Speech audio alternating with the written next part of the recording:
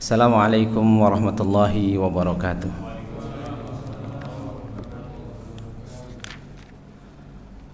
Innal hamdalillah nahmaduhu wa nasta'in wa nastaghfir wa natubu ilaih wa na'udzu billahi min syururi anfusina wa min sayyiati a'malina. May yahdihillahu fala mudilla lahu wa may yudlilhu fala hadiyalah. Asyhadu an la ilaha illallah wahdahu la syarikalah wa asyhadu anna Muhammadan abduhu wa rasuluhu nabiyya ba'da. Allahumma fassalli wa sallim wa zid wa barik wa an'im ala hadzal nabiyil karim Muhammadin sallallahu alaihi wasallam wa ala alihi wa ashabihi wa man sara ala nahjihi wa man tabi'ahum bi ihsan ila yaumi yub'atsun. Allahumma anfa'na bima yanfa'una wa zidna ilma. Alhamdulillah, segala puji milik Allah Subhanahu wa taala. Pada malam hari ini Allah karuniakan rizki kepada kita semua bisa hadir di sebuah majlis yang insyaallah penuh keberkahan ini. Semoga hadirnya kita di tempat ini tercatat sebagai amal saleh. Salawat salam kita limpah curah pada Nabi Muhammad sallallahu alaihi wasallam, suri tauladan uswah hasanah kita. Semoga Allah karuniakan keistiqomahan kepada kita semua sampai maut menjemput kita. Jamaah yang dirahmati oleh Allah, kita masih melanjutkan pembahasan hadis ke-18 yang berbunyi ittaqillaha haitsuma kunta wa atbi'is sayyi'atal hasanata tamhuha wa khaliqin nas bi khuluqin hasanin. Takwalah kalian pada Allah Subhanahu wa taala dimanapun kalian berada. Wa atbi'is sayyi'ah, ikutilah selalu perbuatan maksiat, perbuatan salah, perbuatan khilaf kita dengan kebaikan-kebaikan. Wa khaliqin nas, dan berakhlaklah kepada manusia dengan akhlak yang baik. Bulan lalu kita sudah membahas fiqhul hadis atau kandungan hadis sampai kelima. Kita masuk pembahasan yang keenam. Min kamalit taqwa. Di antara tanda kesempurnaan takwa itu al-bu'du anis syubuhat wa maltabasa bil haram, yaitu menjauhi perkara-perkara syubhat. Nah, ini agak berat ini, Pak. Ini kalau kita sudah bisa melakukan ini sempurna insyaallah ketakwaan kita. Al-bu'du anis syubhat. Karena banyak masih orang, jangankan yang syubhat, yang haram aja masih dilakukan. Tapi kalau orang sudah bisa menjauhi syubhat, famanittaqas syubhat, siapa yang mampu menjauhkan diri dari perkara yang syubhat, rizki yang abu-abu, halal enggak ya? Halal enggak ya? Ini syubhat. Faqad istabra'a li dinihi wa irdihi. Sungguh dia sudah menjaga kehormatannya, menjaga agamanya. Al-bu'du anis syubhat wa maltabasa bil haram, menjauhkan diri dari perkara yang syubhat, apalagi yang bercampur baur dengan perkara-perkara haram. Faman ittaqa syubhat faqad istabra'a li dinihi wa irdihi. Hadis yang sudah kita baca tadi, hadis riwayat Al-Bukhari dan Muslim. Barang siapa yang menjaga dirinya dari perkara-perkara syubhat, maka dia sungguh telah menjaga agama dan kehormatannya. Wa yadhul fi hadzal ma'na an yatanazzah an katsir minal mubahat allati yakhsha minha an tuqa'a fil muharramat. Yang dimaksud dengan menjauhi perkara syubhat adalah mampu menjauhi perkara-perkara mubah yang berlebihan, yang dikhawatirkan jatuh kepada perkara haram. Ruya an Tirmidzi wa Ibnu Majah an Nabi sallallahu alaihi wasallam, diriwayatkan oleh Imam Tirmizi dan Ibnu Majah dari Nabi sallallahu alaihi wasallam, la yablughul abdu an yakuna minal muttaqin hatta yada' ma la ba'sa bihi hadran mimma ba'sa bihi. Tidaklah sampai derajat ketakwaan kepada seseorang tersebut sampai dia menjauhi perkara yang tidak apa-apa, yang tidak berdosa, khawatir menjadi berdosa perkara itu. Jadi ada orang-orang yang mampu menjauhkan dirinya dari perkara-perkara mubah yang berlebihan karena khawatir berbuat dosa. Itu bagian dari menjauhi perkara syubhat. Dan sekarang perkara syubhat ini banyak. Di hadis ini, di kitab ini juga disebut halal bayyin, haram bayyin, wa bainahuma umur mustabihat. Yang halal itu sudah tampak, sudah jelas, sudah terang benderang. Yang haram pun begitu. Tapi ada sekarang ini perkara-perkara syubhat, la ya'lamuhunna katsirun minan nas. Banyak dari kita enggak paham, banyak dari kita enggak tahu.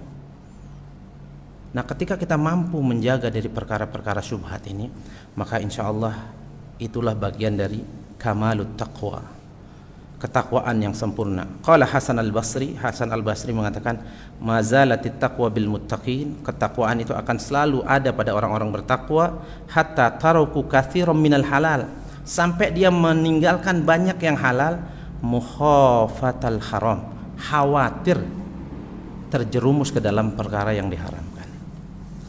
Kemudian yang ketujuh jamaah yang dirahmati oleh Allah, syartu tahqiqut taqwa, syarat terrealisasinya ketakwaan.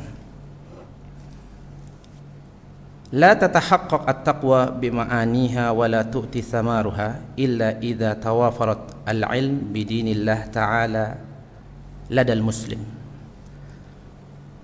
Tidak akan terrealisasi ketakwaan ini jamaah yang dirahmati oleh Allah sampai apalagi mendatangkan buah, mendatangkan hasil yang sempurna, kecuali orang itu belajar agama dengan baik. Liya'rifa kaifa yattaqillah, agar dia tahu bagaimana cara bertakwa kepada Allah Subhanahu wa taala.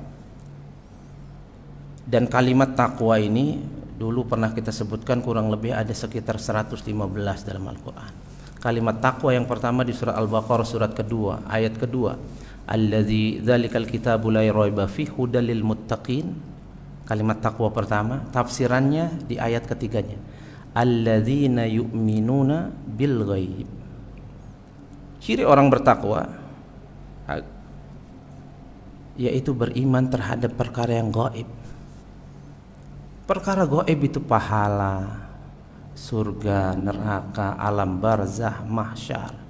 Ketika kita beriman dengan ini, tentunya dengan dalil-dalil yang sahih, maka inilah ilmu yang akan menghantarkan kita kepada hasil dari ketakwaan tersebut.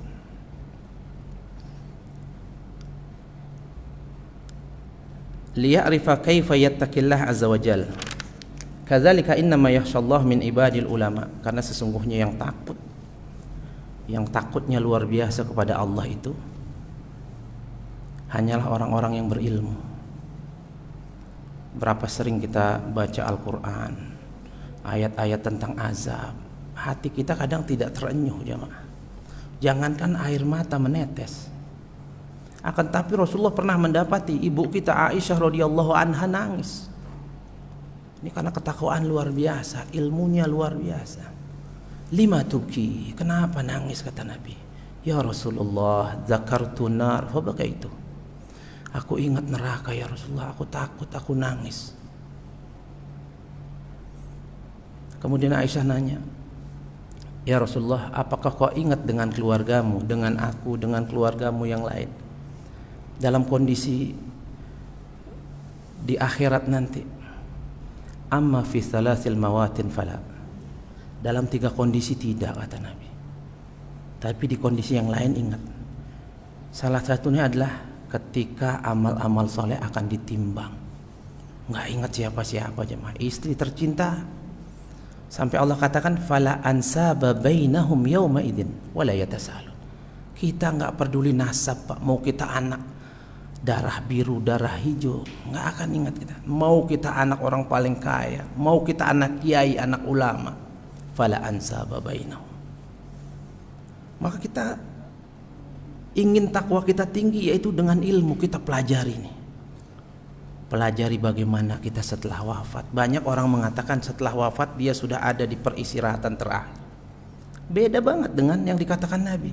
Al-qabru awwalu manzilin min manazilil akhirah. Kuburan ini baru pos pertama, baru start, baru mulai. Faman naja minhu, yang sukses jawab pertanyaan di alam kubur yang awalan ini, baru perjalanan berikutnya akan lebih mudah dan lebih gampang. Waman lam yanju, yang nggak bisa jawab, udah. Wama ba'dahu asyaddu minhu, kesananya akan lebih mengerikan. Nah, ini ketakwaan akan hadir dengan belajar. Dan alhamdulillah di masjid kita ini subhanallah, kita lihat hampir tiap malam kayaknya ada taklim. Hampir tiap malam, luar biasa. Cuman tinggal kita ini mampukah kita mengambil, karena yang penting ma'iyah kita, hati sama ruh kita hadir. Enggak mesti panjang, sebentar dari maghrib ke isya, tapi berkualitas. Abu Hurairah itu enggak lama bersama Nabi jamaah, masuk Islam umur 60 tahun, meninggal 63 tahun, tinggal di masjid, tapi menghafal hadis terbanyak 5.374 hadis, mengalahkan Aisyah radhiyallahu anha. Kenapa? Ma'iyahnya dia bersama Nabi Muhammad sallallahu alaihi wasallam. Li'annal jahil la ya'rif ma yajibu alaihi fi'luhu wa ma yajibu alaihi tarku. Karena orang jahil enggak tahu mana yang wajib, mana yang makruh, mana yang sunnah, mana yang mubah, enggak tahu dia. Bahkan sekedar rukun sholat enggak ngerti kadang. Rukun puasa enggak tahu. Yang membatalkan puasa tiap mau Ramadan dibahas lagi. Nah, ini jamaah. Berapa banyak orang sekarang nggak tahu ilmu tentang zakat, padahal dia sudah wajib zakat. Hartanya sudah sampai nisab. Apa itu nisab? Bingung juga dia. Kalau kita sudah mampu, sudah kaya, harus tahu nisab haul. Makanya thalabul ilmi faridatun ala kulli muslim. Belajar agama itu wajib hukumnya bagi setiap laki-laki dan perempuan. Kalau kita nggak belajar, dosa. Apakah semua? Enggak, yang penting-penting dulu apa nih? Kita belum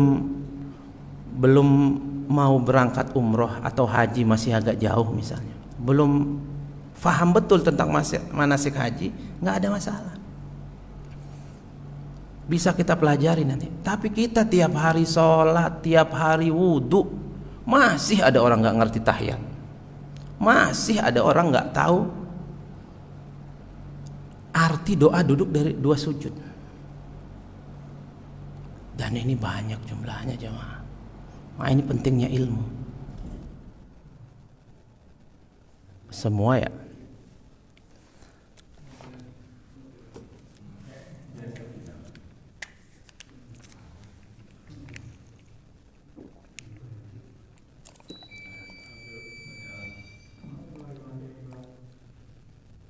Hidup nih.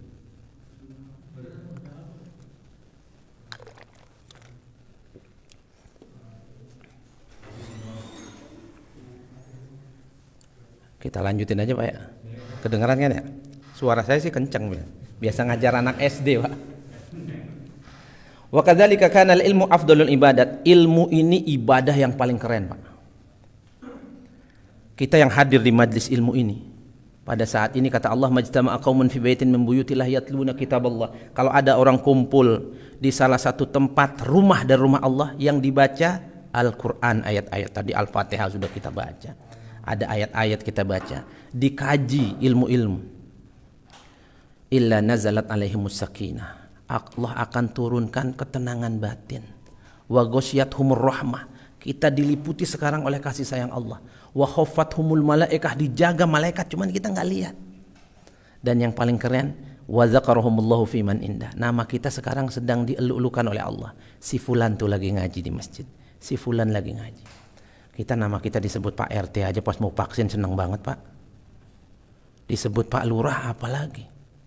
Ini Allah, zat yang menciptakan langit dan bumi, detik ini nyebut nama kita yang hadir di majlis ini. Wa tariqul wusul ilal jannah. Dan Nabi katakan apa? Ilmu itu jalan menuju surga. Tidaklah Allah duduk di majlis ilmu pada saat dia belajar agama. Kita pada saat ini, seluruh burung yang ada di langit, kan nggak semua negeri ini malam, semua ikan yang ada di dasar lautan, hatal hut sampai ikan hiu, memohonkan ampun buat orang yang belajar ilmu. Makanya Allah, Nabi Muhammad SAW mengatakan, fadlul alim alal abid ka fadlil qamar ala sairil kawakib. Keutamaan orang yang berilmu dengan orang yang rajin ibadah tanpa ilmu seperti bulan purnama dengan bintang gemintang. Orang yang rajin ibadah itu tanpa ilmu, dia ibarat bintang, indah saja, tapi nggak bisa nerangin. Tapi orang alim satu saja, orang ahli ibadah miliaran jumlahnya, satu saja seperti bulan purnama, sampai dinamakan apa? Ayyamal bid puasanya, karena malamnya itu seperti siang, terang maksudnya, walaupun nggak seterang matahari, sampai dinamakan ayyamal bid puasanya, puasa putih. Maka maksudnya malamnya juga terang. 13, 14, 15. Di hadis lain kata Nabi, fadlul alim alal abid ka fadli ala adnakum. Keutamaan orang yang berilmu dengan orang yang enggak punya ilmu seperti aku dengan manusia paling rendah keilmuannya di antara kalian. Kemudian Nabi mengatakan dalam hadis riwayat Imam Tirmidzi, ini sering sekali disebutkan. Biasanya mulai belajar disebutkan, man salaka tariq, siapa yang meluangkan waktu, yaltamisu fihi ilman, untuk belajar agama, sahalallahu lahu bihi tariqan ilal jannah, aku akan mudahkan jalannya masuk surga. Masya Allah. Orang-orang yang belajar nih jalannya akan dimudahkan menuju surga Allah Subhanahu wa taala.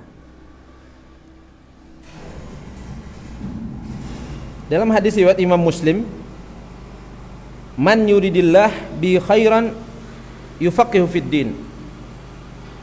Man yuridillahu bi khairan, tanda orang itu dicintai oleh Allah Subhanahu wa taala, Allah berikan dia peluang, kesempatan untuk memperdalam agama, yaitu belajar agama.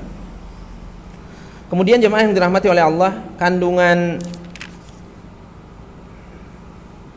hadis yang ke-8 adalah at-taubah minadz-dzambi wal isra' fi 'amalil khair khulqul mu'min al-muttaqin. Taubat dari dosa-dosa dan bersegera beramal kebaikan, ini merupakan akhlak orang mukmin yang bertakwa.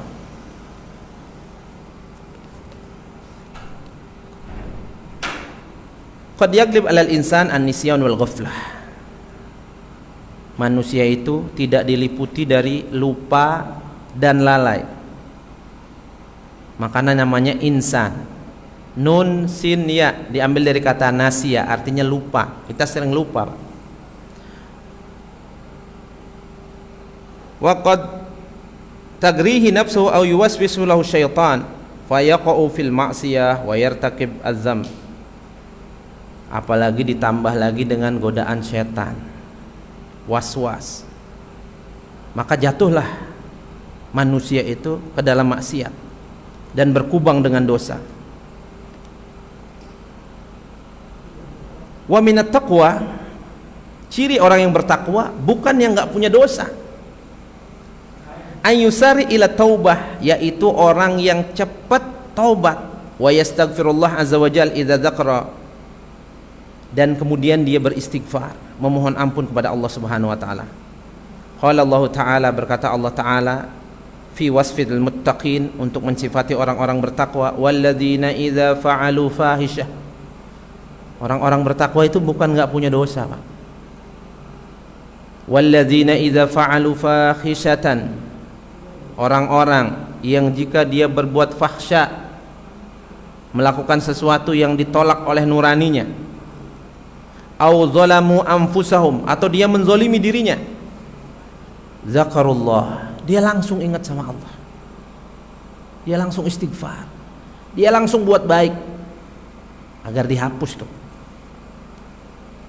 Fastaghfaru lidzunubihim, dan dia memohon ampun buat dosa-dosanya. Wa may yaghfiru dzunuba illallah wa lam yusirru ala ma fa'alu wa hum ya'lamun, dan tidak ada yang mengampuni dosa kecuali Allah Subhanahu wa taala. Walam yusirru, dan dia tidak meneruskan perbuatan maksiat itu, ma fa'alu wa hum ya'lamun, yaitu surat Al-Imran.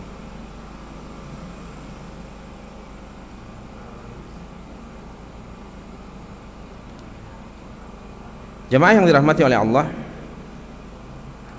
di surat Al-A'raf ayat 201 Allah mengatakan, innal ladzina taqaw idza massahum ta'ifum minasyaitan tadzakkaru fa idza hum mubsirun. Sesungguhnya orang-orang yang bertakwa, ketika datang dalam hati mereka was-was dari syaitan, godaan dari syaitan, tazakkaru, mereka langsung ingat kepada Allah Subhanahu wa taala.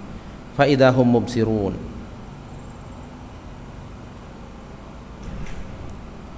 Dan fa idahum mubsirun, mereka melihat kesalahan-kesalahan mereka.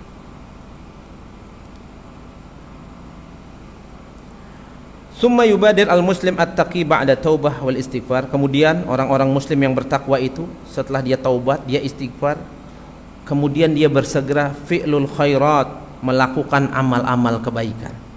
Bisa istighfar, bisa zikir, bisa sedekah, bisa baca Quran, melakukan amal-amal kebaikan. Wal iksar minal a'malis salihah, banyak melakukan amal-amal saleh. Litukaffiru anhu dzambuhu, agar dosa-dosanya diampuni oleh Allah dan dihapus oleh Allah. Innal hasanat yudhibna sayyi'at, sesungguhnya kebaikan-kebaikan ini akan menghapus segala dosa-dosa. Dan di hadis yang kita sebutkan di awal tadi, wa atbi'is sayyi'atal hasanata tamha, ikutilah perbuatan buruk itu dengan kebaikan.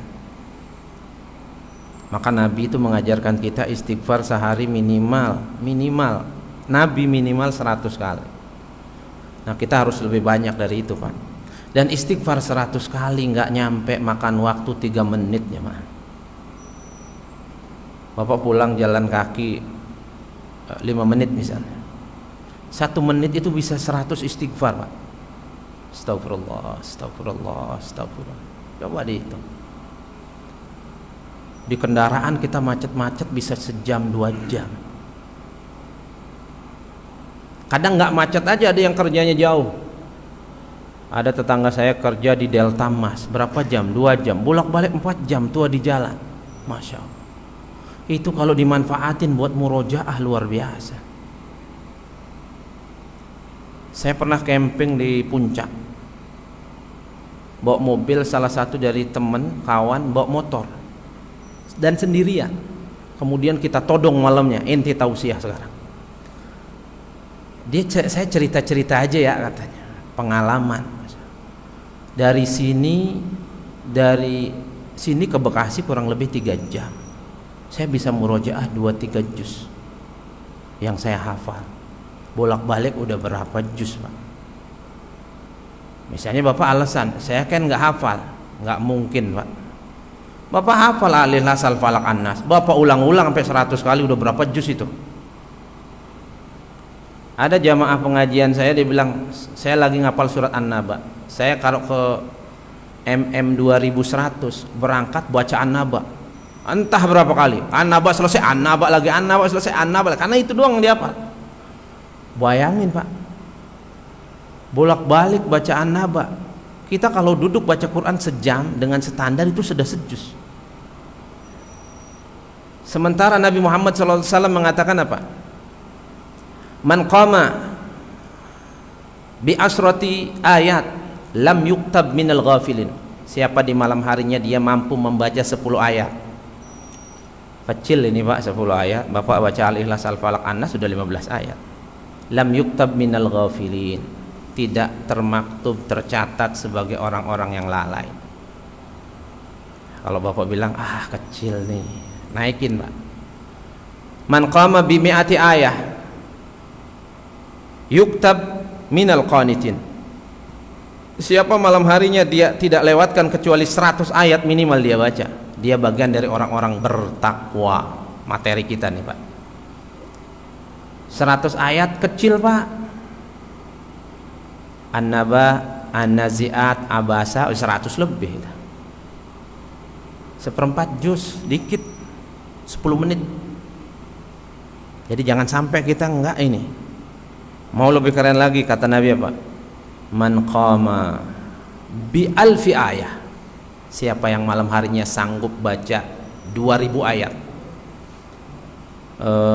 juz 30 itu kurang lebih 500 lebih itu.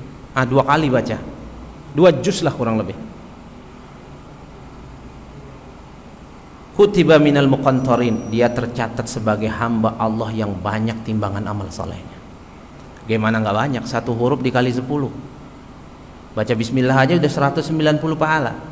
Baca alif lam mim udah 30 pahala. Maka jamaah yang dirahmati oleh Allah, Allah itu senang amalan. Innallaha ahabbal amal adwamuha wa in qalla au fi ma'na. Allah itu senang amal sedikit tapi rutin.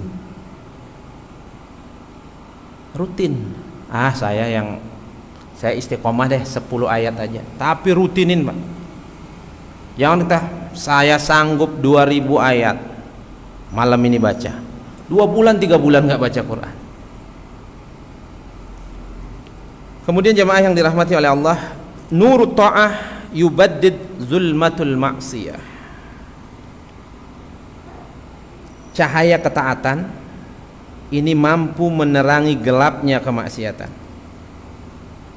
Innal qiyam bil a'mali salihah wal muwadhabah 'alaiha kas-shalah was-siyam wal hajj waz zakah wal jihad wa dzikrullah ta'ala. Sesungguhnya melaksanakan amal-amal saleh dan istiqomah melakukannya seperti salat, puasa, haji, zakat, jihad, zikir kepada Allah, wa ghairuha minal a'mal al-bir wal khair, dan apapun dari amal-amal kebaikan itu, tamhu ma yufarritu minal muslim, maka mampu menghapus dosa-dosa. Disebutkan beberapa hadis di sini. Hadis ini juga sering sekali kita dengar. Man shoma ramadhana imanan wa ihtisaban ghufira lahu ma taqaddama min dhanbi. Siapa orang yang puasa Ramadan karena keimanan dan mengharap pahala dari Allah, dosa-dosanya hapus. Di hadis lain, ar-Ramadan ila Ramadan mukaffirat ma baina mahuma. Dari Ramadan tahun kemarin kita bagus, antara Ramadan ke Ramadan ini kita banyak dosa. Di Ramadan besok mudah-mudahan kita ketemu, Pak, bagus Ramadan kita. Hapus ini dosa-dosa. As-shalawat maktubah, dari subuh ke zuhur, zuhur ke asar, asar ke maghrib, maghrib ke isya, isya ke subuh, itu sholatnya bagus semua. Di antara rentang waktu ini ada dosa-dosa banyak, dihapus sama Allah. Mukaffirat, dihapus. Ada lagi, man sabbahallah, siapa yang bertasbih 33 kali, bertakbir 33 kali, bertahmid 33 kali, 99 dia lengkapin yang ke-100. La ilaha illallah wahdahu la syarikalah lahul mulku wa lahul hamdu yuhyi wa yumiitu wa huwa ala kulli syai'in qadir. Dari 100. Setiap habis salat wajib, salat fardu, apa kata Nabi? Khatta anhu khataya, dihapus semua dosa-dosanya. Walau kana mislu zabadil bahr, walaupun sebanyak buih yang ada di lautan.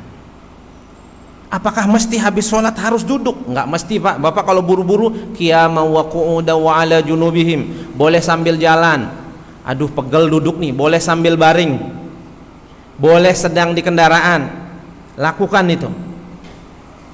Tuh banyak keringanan, pahalanya tetap luar biasa, menghapus dosa-dosa. Ada lagi hadis yang lain, man salat duha isna asra rakaatan. Barang siapa sholat duha, tapi bukan 2 rakaat, 12 rakaat, dosa-dosanya dihapus oleh Allah sebanyak buih yang ada di lautan.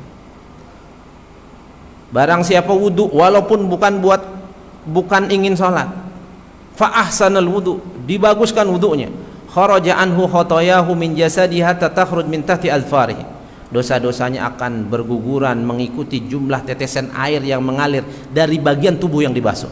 Kalau dia basuh muka, dosa mata, dosa mulut, dosa telinga rontok. Dia basuh tangan, dosa tangan berguguran. Dia basuh kaki, dosa kaki berguguran. Makanya doa habis wudu kan, asyhadu an la ilaha illallah wahdahu la syarika lahu wa asyhadu anna muhammadan abduhu wa rasuluh. Allahumma ij'alni minat tawwabin, jadikan hamba orang-orang yang taubat karena menghapus dosa-dosa itu. Waj'alni minal mutatahhirin, jadikan hamba orang-orang yang suci dari dosa-dosa. Kemudian jemaah yang dirahmati oleh Allah, belum lagi puasa Arafah yang kita lakukan. Orang jamaah haji wukuf di Arafah, kita puasa Arafah sehari, 2 tahun dosa kita diampuni oleh Allah. Kemarin masuk bulan Muharram, tanggal 10-nya kita puasa nih, setahun diampuni oleh Allah. Banyak jamaah. Nabi juga mengatakan, ala adullukum ma yamhullahu bihil khataaya wa yarfa'u bihi darajat. Mau enggak aku kasih tahu, kata Nabi, perkara-perkara yang dapat menghapus dosa-dosa dan mengangkat derajat. Qalu, berkata sahabat, Bala ya Rasulullah, tentu kami mau ya Rasulullah. Apa kata Nabi? Isbagul wudu 'alal makarih. Sempurnakan wudu, lewati batas-batas sampai siku lebihin dikit. Kasratul khuta ilal masjid, banyak melangkah ke masjid. Maka orang yang paling banyak pahalanya itu yang paling jauh rumahnya dari masjid. Tapi kalau sholatnya ke masjid, saya paling jauh ke masjid, enggak ya, percuma Pak. Man tawaddo'a, ada hadis bunyinya begini, siapa yang wudu fa ahsanal wudu, dia baguskan wudunya, summa atal masjid, kemudian di jalan ke masjid, lam yahtu, tidaklah kaki kanannya melangkah satu langkah, illa rufi'a lahu bihi darajah, derajatnya di surga akan diangkat. Kaki kirinya melangkah, khutta anhu biha khati'ah, dosanya gugur satu. Langkah lagi kedua. Makanya kalau ke masjid itu jangan lebar-lebar langkahnya, biasa aja. Dan jangan buru-buru. Udah qomat, nggak boleh buru-buru datang ke masjid. Ada orang begitu. Itu kalau takbir ngos-ngosan. Datang, dapati imam sedapatnya. Ya imamnya udah selesai. Ada yang masbuk pasti Pak. Nggak usah buru-buru. Disunnahkan datang ke masjid bil hudu, dengan santai, dengan nyaman, dengan tumaknina. Dapetin imam sedapatnya. Setiap langkah dihitung pahala. Setiap langkah mengangkat satu derajat. Ini di masjid belum qomat. Dia nggak sholat tahiyatul masjid, duduk, dihitung sholat. Bapak lagi duduk nih nunggu isya nih, dihitung sholat sampai pulang. Dengan syarat apa? Dua, malam yu'dhi fih walam yahdus fih. Syaratnya dua, sampai pulang nanti pahalanya berlaku. Malam yu'dhi fih, tidak menyakiti orang dengan perkataan dan perbuatan. Yang kedua, tidak sedang berhadas, artinya wudunya nggak batal. Kalau batal gimana? Wudu lagi. Pahalanya luar biasa jemaah. Wa kasratul huta ilal masjid wa intidharus shalah ba'da shalah. Tadi kita sudah sebutkan. Habis salat nunggu salat berikutnya. Isbagul wudu 'alal makarih ay itmamuha wa kamaluha. Yang disebut dengan isbagul wudu, menyempurnakan wudu. Itmamuha wa akmaluha, sempurna wudunya, artinya yang bagian yang harus dibasuh harus kena air, karena ada ancaman hadis mengatakan wailun lil aqabi minan nar, akan aku masukkan neraka wail bagian yang harus kena air enggak terbasuh pada saat itu. Aqab itu sebetulnya artinya mata kaki. Artinya apa? Orang yang suka wudu guyur kaki, enggak dipegang kakinya, apalagi enggak disela-sela, khawatir bagian di bawah mata kaki itu enggak kena air. Itu Nabi ancam dengan wail. Wala siyama ahwalul qasiyah kasyiddatil bard wa nahwiha. Apalagi kalau posisi lagi dingin yang luar biasa, dia masih mampu wudu. Ini pahalanya double. Al ajru ala qadri masyaqqah. Pahala itu tergantung pengorbanan. Ada yang jarak rumahnya 200 meter, ada yang pakai motor, ada yang jalan. Nah, gedean yang jalan, Pak. Karena masyaqqahnya, perjuangannya lebih. Perjuangannya lebih. Dulu kalau nggak salah saya pernah cerita tuh, Nabi sering mengecek sahabat-sahabatnya, terutama saat sholat subuh. Kalau subuh kita hafal Pak, siapa yang ke masjid hafal kita, karena itu aja orangnya. Nabi tahu ini kebiasaan orang ini sholat sunnahnya di pojok sono, ini di sono, ini di sono. Nah sahabat Nabi ini biasanya di pojok, dia agak-agak ke belakang dikit. Namanya Sya'ban. Nabi lihat Bilal mau qomat, jangan dulu, Sya'ban tungguin. Belum datang nih, nunggu lama-lama kan suruk, apalagi sekarang suruk kalau nggak salah jam 5.32, bener nggak? Jam 5.32 Pak, anak kita bangun 5:30 nggak sholat subuh Pak. Subuh sekarang jam 4.21. Masya Allah. Apa tadi? Saya mau cerita apa tadi? Sa'ban. Udah mau syuruk, udahlah qomat lah. Setelah qomat zikir, Nabi nanya, siapa yang tahu bagaimana kabarnya ini? Nggak ada yang tahu. Atau ada yang tahu rumahnya, kata Nabi? Ada ya Rasulullah, saya. Baik, nanti habis syuruk kita berangkat. Jalan Nabi Pak, sejam 2 jam, ada yang bilang 3 jam baru nyampe. Rumahnya di tengah padang pasir jauh. Tengah padang pasir jauh. Sampai di rumahnya, istrinya nangis Pak. Kenapa nangis, kata Nabi? Ya Rasulullah, suamiku meninggal tadi subuh mau berangkat ke masjid. Berangkatnya jam 2 bagaimana?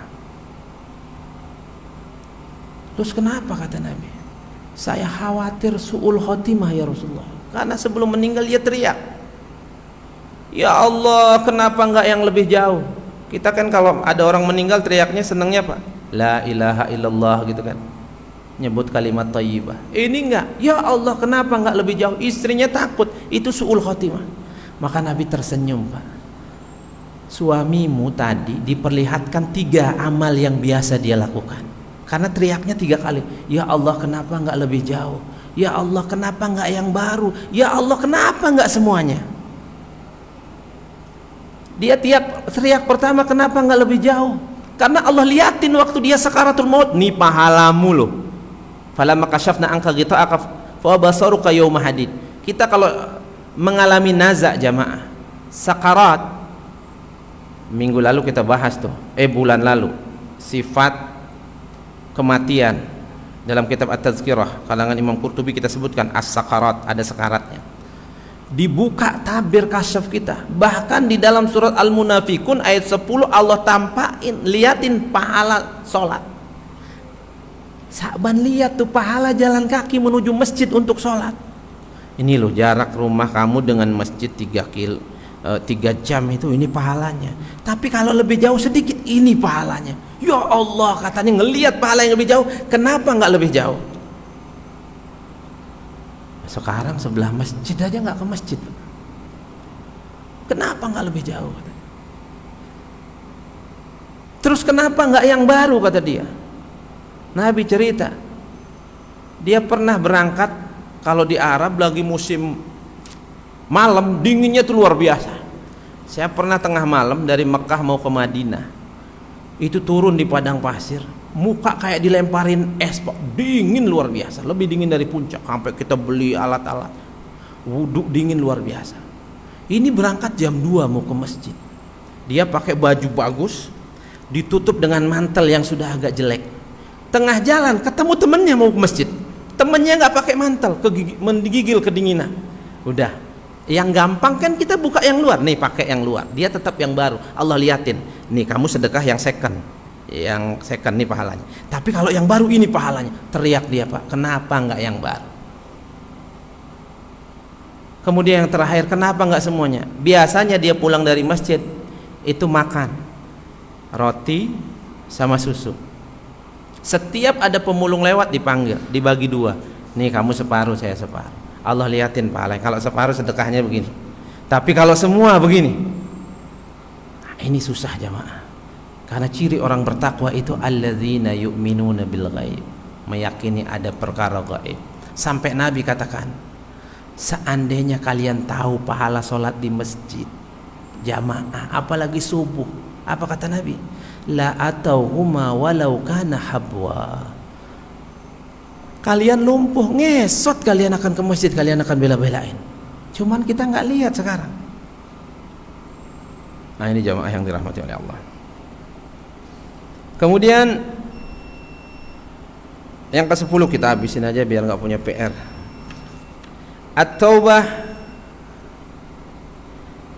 At-taubah syururut takfiril kabair. Taubat ini syarat untuk menggugurkan dosa-dosa. Dosa-dosa besar harus dengan taubatan nasuha. Nggak bisa dengan amal-amal soleh tadi Pak. Kita berbuat riba misalnya, naudzubillah min dzalik. Ada yang pernah berzina, cukup dengan zikir istighfar belum? Apa itu dosa besar? Ajma'al muslimun ala anna al-hasanat tukaffirul dzunub as-saghirah. Sepakat ulama-ulama, sesungguhnya kebaikan-kebaikan yang kita sebutkan dari kemarin ini hanya mampu menghapus dosa-dosa kecil. Jangan bilang, ya dosa kecil kita banyak Pak, dosa-dosa kecil. Wa amma dzunubul kabirah, adapun dosa besar, wa hiya kullu dzambin tu'adullahu ta'ala alaihi bil iqabin syadid, yaitu dosa-dosa yang Allah janjikan siksa yang mengerikan. Dulu Nabi pernah bercerita, dia diajak jalan-jalan ke alam barzah. Nabi sebutkan beberapa lihat siksaan: meninggalkan sholat, makan haram, makan riba, berzina. Itu yang dilihatkan dosa-dosa besar. Serem-serem siksaannya Pak. Kapan-kapan lah kita bahas. Di sini disebutkan contoh dosa-dosa besar: uququl walidain, durhaka orang tua. Ini banyak orang sekarang ini. Orang tuanya suruh ngomong bocah, dia kerja, istrinya kerja. Bukan satu orang, 3 orang bocah. Bocahnya aktif, orang tuanya encok. Ngejar-ngejar, asam uratnya kambuh. Masya Allah Pak, kesian Pak. Nabi bilang apa? Malaikat Jibril nanya sama Nabi, ya Rasulullah alimni anisa'ah. Kita kembali ke hadis pertama. Ya Rasulullah, kasih tahu saya kapan kiamat. Apa kata Nabi? Mal mas'ulu anha bi'a'la minas sa'il. Yang nanya harusnya lebih tahu dari saya. Situ malaikat, sini Nabi. Jibril nggak tahu kapan kiamat. Nah, ganti pertanyaan, kata Jibril. Alimni an amaratiha, kasih tahu saya tandanya. Kata Nabi, antalidal ammatu rabbataha. Salah satunya adalah ibu-ibu melahirkan majikannya. Apa ibu-ibu melahirkan majikannya? Anaknya nitipin cucunya ke ibunya, jadi babysitter ibunya Pak. Mau nolak nggak enak, kasihan anaknya. Kalau seminggu sekali masih mending, tiap hari Pak. Masya Allah. Uququl walidain, qatlun nafs, membunuh, aklur riba, makan riba, syurbul khamr, minum khamr, wa nahwa dzalik, atau yang lainnya, fala budda fiha minat taubah, maka harus taubat, taubatan nasuh. Wa inni laghaffarun liman taba wa amana wa amila shalihan tsumma ihtada. Aku akan mengampuni barang siapa yang bertobat dan beriman dan melakukan amal saleh dan terus berada di jalan yang benar. Tsumma ihtada, surat Thaha. Wa hadza idza kana dzam la yata'allaq bihaqqil ibad. Ini kalau dosanya tidak berurusan dengan anak manusia. Urusan dosa sama Allah, syarat taubatnya 3. Al-iqla'u anidz dzambi, jangan ulangin lagi buat dosa itu. Dosa besar ini. Kita pernah mabuk, naudzubillah min dzalik. Jangan mabuk lagi. Ini al-iqla'u anidz dzambi. Kita pernah ninggalin sholat, jangan tinggalin lagi. Ini namanya al-iqla'u anidz dzambi. An-nadam, kedua nyesal. Ada orang tobat bangga dengan maksiatnya Pak. Dulu saya kalau lagi minum 3 kerat katanya. Bangga sekali. Ini lihat tato-tato saya. Harusnya malu, jemaah, tutup aib. Nyesel. An-nadam alla ya'uda fih. Yang ketiga, tidak kembali. Kalau berkenaan tentang hak manusia, talabul musamahah, minta maaf. Minta maaf. Cari orangnya, minta maaf. Kalau ada urusan hak, apakah berupa uang, waris dulu yang sempat diambil, atau apapun, harus diganti. Kalau enggak bakal diterima tobatnya. Enggak bakal. Kita kan pernah cerita di sini. Nabi itu belum pernah mau mensolati orang yang punya hutang. Enggak pernah mau Pak. Enggak pernah mau, karena sholat mayit itu doa isinya. Nabi enggak pernah mau sholatin tuh orang yang punya utang. Masya Allah. Kalau hidup sekarang nggak sholat goib, sholatin kata Nabi. Saya nggak. Kata sahabat, udah saya bayarin ya Rasulullah. Ya udah kita sholatin. Berlalu waktu, udah dibayarin belum kata Nabi? Lupa. Besoknya tanya lagi, ya Rasulullah belum sempat, nunggu hari libur. Besok ketemu lagi, barusan saya bayarin ya Rasulullah, udah beres sekarang. Kata Nabi apa? Barusan juga jasadnya dingin. Dari kemarin pertama dimasukin, diazab terus. Kalau kita baca kitab At-Tazkirah bi Umuril Mauta wa Umuril Akhirah karangan Imam Al-Qurtubi, di antara kalau kita bahas tentang masalah sakarat, yang nggak mengalami sakaratul maut itu cuman orang yang mati syahid di medan perang. Nggak mengalami sakitnya sakaratul maut kecuali seperti digigit semut atau seperti dicubit ringan. Nggak mengalami siksa kubur, hisabnya ringan langsung lewat. Tapi ini semua bisa membatalkan dia masuk surga gara-gara punya hutang, walaupun cuman 500 perak ya, Pak. Maka sering saya sampaikan, ingat-ingat waktu SMP makan gorengan 3 bayar 2. Cari yang punya sampai sekarang mumpung kita masih hidup ya, Pak. Nanti ada hisab kedua setelah manusia nyemplung ke dalam neraka. Dia akan ditaruh di kontorah, ma bainal jannah wan nar. Kontorah ini bahasa Arabnya jembatan, sepertinya ruang tunggu. Orang-orang yang nyemplung ini banyak komplain nanti. Dulu dia punya utang sama saya 2.000. Dulu dia ngambil gorengan saya 1 biji, bayarnya kurang. Bagaimana caranya? Ambil pahala puasanya. Kamu ambil pahala zakatnya. Kamu ambil pahala ini. Dia nggak punya pahala. Udah dosa kamu oper ke dia. Masya Allah. Itulah yang dinamakan muflis ya, Maaf. Ya Allah, masih 2-3 lembar lagi. Nggak usah dilanjutin dah. Nah jemaah yang dirahmati oleh Allah Subhanahu wa taala, yang ke-11 saya baca dulu judulnya aja, al-akhlaq asasu qiyamul hadarah al-insaniyah. Akhlak yang baik ini asas pondasi peradaban Islam. Jadi ini kadang kita banyak akhlaknya kurang. Anak-anak sekarang itu akhlaknya kadang kurang, beda dengan kita dulu. Makanya kalau di pesantren baru masuk itu pelajaran pertama apa? At-ta'lim muta'allim, adab-adab. Makanya orang-orang dulu berkah ilmunya, Pak. Padahal nggak belajar, nggak serem-serem. Berkah. Adab, beradab bersama kiainya. Saya lihat beberapa orang nggak terlalu pintar orangnya, yang tinggal dengan kiai itu sukses hidupnya, Pak. Baik dunia dan akhiratnya sukses. Kebetulan mertua saya kiai di Jawa Timur. Ada beberapa orang yang nggak mampu, ibaratnya dijadiin anak dan disuruh-suruh, suruh ngarit, suruh bersih-bersih rumah, diajak ngaji, nganter, dibonceng sepeda. Masya Allah sekarang kehidupannya sukses-sukses jemaah. Dari dialah itu pesantren makin besar. Dia nyumbang ini, nyumbang sekian gendung, nyumbang ini, nyumbang itu. Masya Allah, berkah jemaah. Jadi kita nyari rezeki itu yang apa? Yang banyak apa yang berkah? Yang berkah, Pak. 3 juta kalau berkah luar biasa, bisa haji, bisa umroh. 1 miliar, Pak, kalau nggak berkah pengeruannya 1,2 miliar jemaah. Kemudian yang ke-12 adalah iktisabul hulkul hasan. Berusaha untuk senantiasa memperbaiki diri dengan akhlak yang baik. Laqad kana lakum fi Rasulillah uswah hasanah. Ini kita masuk bulan Maulid nih. Sudah ada pada diri Nabi itu suri tauladan yang patut kita jadikan contoh. Yang ke-13 min makarimil akhlak, contoh-contoh akhlak terpuji. Ini banyak hadis-hadis nanti.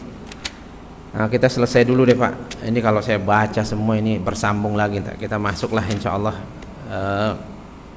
bulan depan ke hadis 19. Aunullahi ta'ala wa hifdzuhu wa nasru wa ta'yiduhu, hadis ke-19 insyaallah taala. Kurang lebihnya mohon maaf jemaah yang dirahmati oleh Allah, agak molor sedikit. Mudah-mudahan ada manfaatnya. 3 bulan kita bahas hadis tentang takwa ini. Mudah-mudahan benar-benar meresap dalam hati kita. Karena takwa ini kita laki-laki terutama tiap pekan, Pak, diingetin, dan ini rukun. Kemarin kita diingetin tuh Jumat. Imam kalau nggak ngingetin itu suruh turun, khutbahnya nggak sah. Dan itu pernah terjadi di salah satu masjid di Bekasi. Diturunin oleh Habib, turun, sah, lupa dia wasiat takwa. Mudah-mudahan ada manfaatnya. Aku qauli hadza wa astaghfirullah li wa lakum wal afu minkum. Assalamualaikum warahmatullahi wabarakatuh.